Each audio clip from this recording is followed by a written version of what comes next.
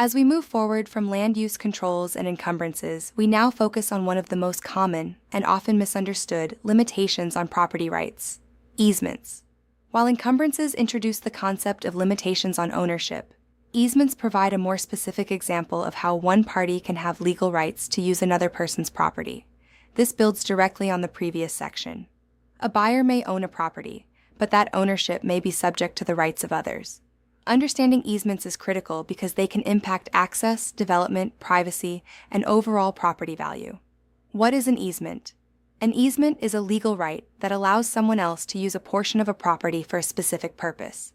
This can include access across the land, placement of utilities, or even use of airspace.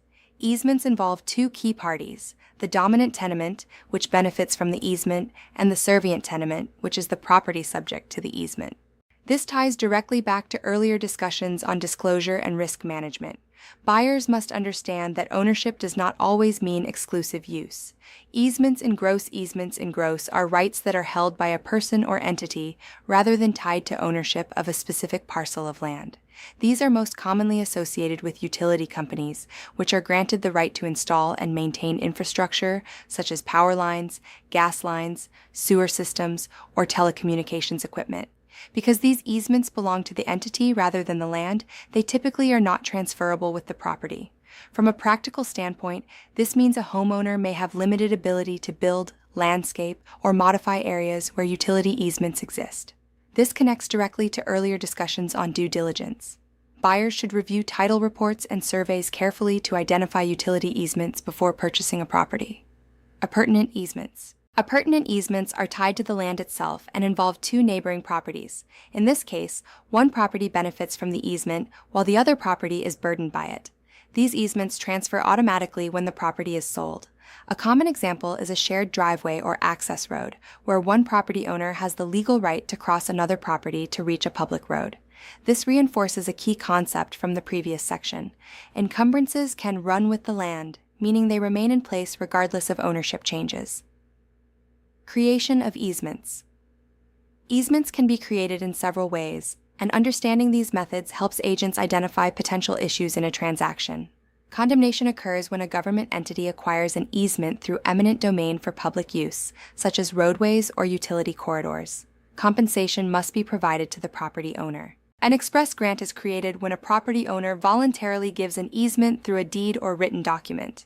An express reservation occurs when a property owner sells land but retains an easement over it, such as retaining access rights after selling a portion of a parcel. Easements by necessity are created by law when a property would otherwise have no access to a public road. This ties directly back to earlier discussions on land use and property rights. Access is a fundamental component of property value, and easements by necessity ensure that land is not rendered unusable. Easements by prescription. An easement by prescription is created through long-term, continuous, and unauthorized use of property as defined by state law. A common example is a well-worn footpath that has been used openly and continuously for many years. However, not all use creates legal rights. For example, unauthorized vehicle access across land is generally considered trespassing and does not establish an easement. This highlights the importance of understanding the legal requirements behind property use rather than relying on assumptions.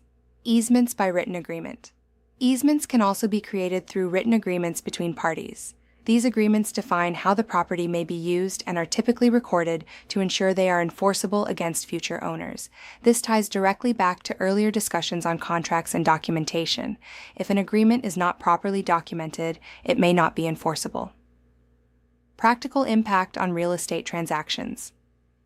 Easements can have a significant impact on property value and usability. They may restrict where structures can be built, limit privacy, or require ongoing access for third parties. For example, a buyer planning to install a pool or expand a home may be restricted by a utility easement running through the backyard.